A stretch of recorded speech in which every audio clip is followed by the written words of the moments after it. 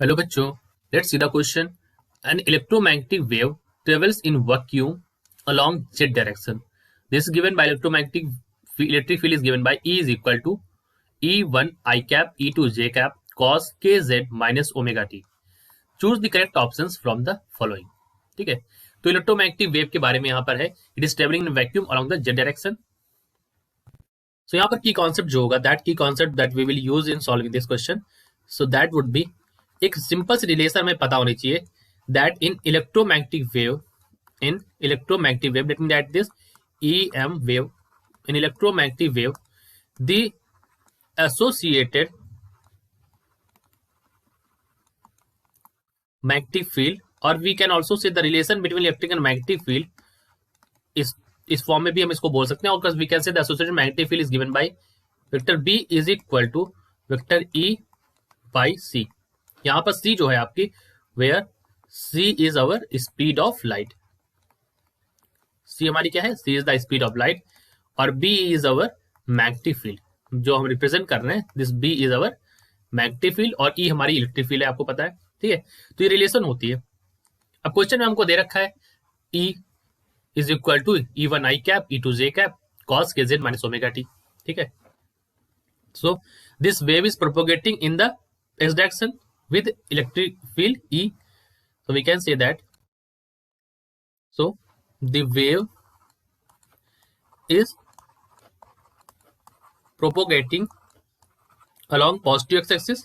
ठीक है, along positive x axis, x direction we can say.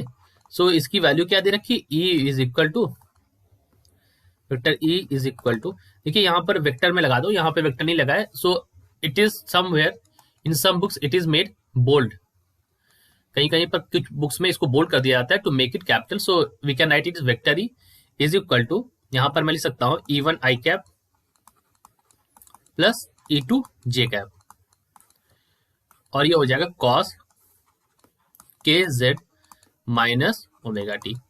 ये है. देखिए मैग्नेटिक फील्ड जो होती है, it is always perpendicular to the electric field, यानी we can say that magnetic field is always perpendicular to electric field. जो magnetic field होती है वो इलेक्ट्रिक फील्ड के परपेंडिकुलर होती है. और एक रिलेशन तो आपने यहाँ पर जो की कॉन्सेप्ट से देख ही लिया. So we can write the magnetic field in the form, therefore the magnetic field will be given by this magnetic field is equal to E by C. ठीक है, सो मैं इसको लिख सकता हूं the associated magnetic field is the associated magnetic field is, उसकी वैल्यू क्या हो जाएगी? So it is equal to B is equal to 1 by C E1 I cap plus E2 j cap, और ये हो जाएगा cos kz minus omega T. So this is the associated magnetic field. ठीक है, तो अगर आप ऑप्शन देखिए तो ऑप्शन नंबर बी यहाँ पर करेक्ट है.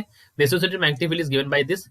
एंड फर्दर इनसे हमसे कहा गया है दैट यहाँ पर हमें ये भी बताना है the given electromagnetic field is circularly polarised और plane polarised. So let us talk about this. देखिए हमें पता है एज द इलेक्ट्रिक फील्ड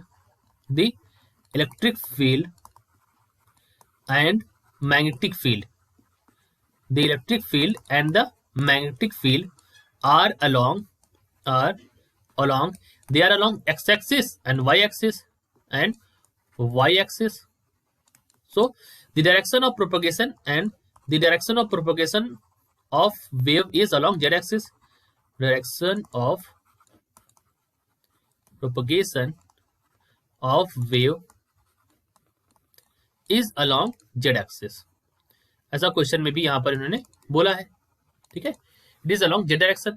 तो the given electromagnetic wave is, so the given electromagnetic